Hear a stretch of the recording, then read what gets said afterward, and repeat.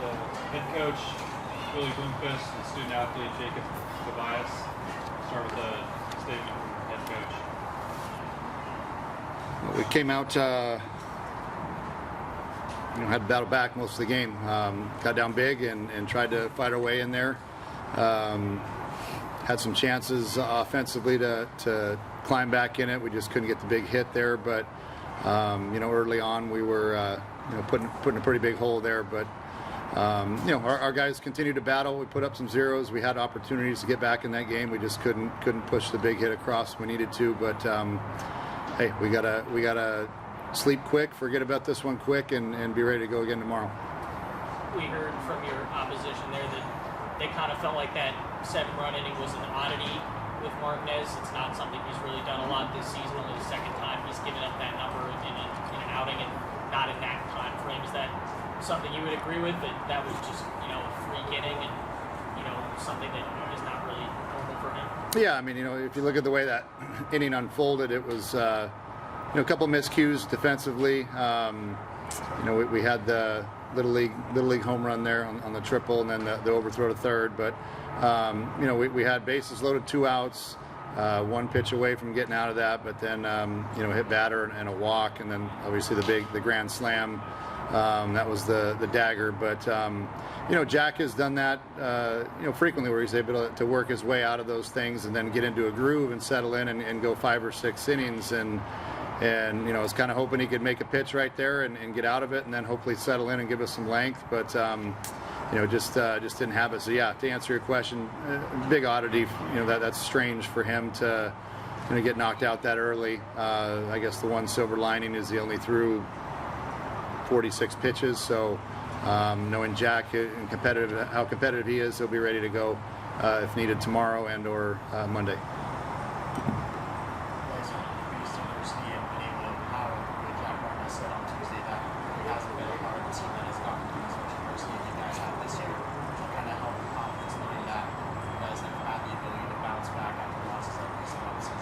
Yeah, to me, it's these guys have been resilient all year long. We've been punched in the mouth before and keep bouncing back. I don't expect anything less from our guys for tomorrow.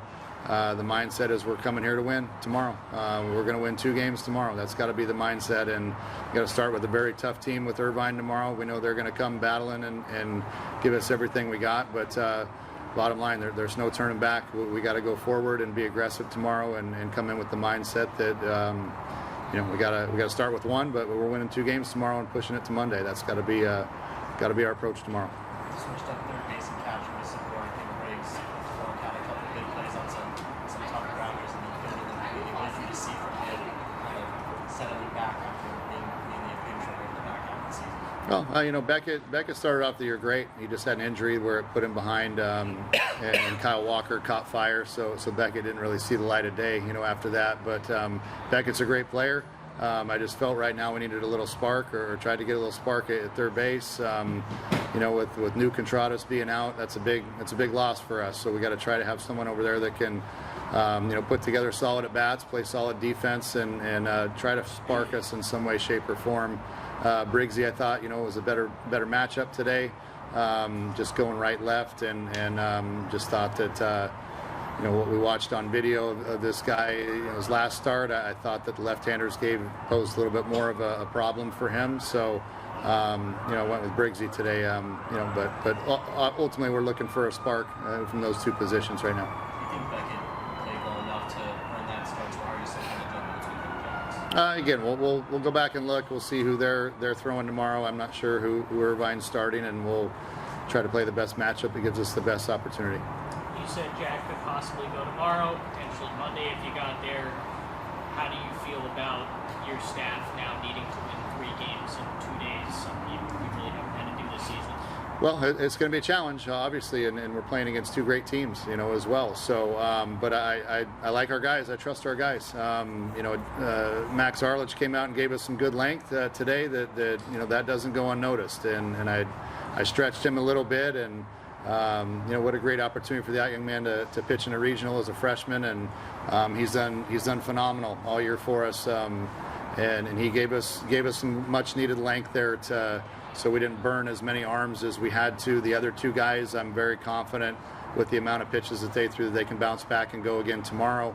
And so that's kind of how that worked out. But the main one, just to get some length was Max did a great job there. So, the other two guys, Koger threw the ball well and Bucks threw the ball well. So both of those guys can bounce back tomorrow and give us multiple innings. And with who we have in reserve that we didn't use today, I'm confident we can get through 2 games tomorrow. And then if we do, we got Benny, we got Jack, we got several guys that can come back on Monday that I know will gladly take the ball. So biggest thing is getting through game 1 tomorrow.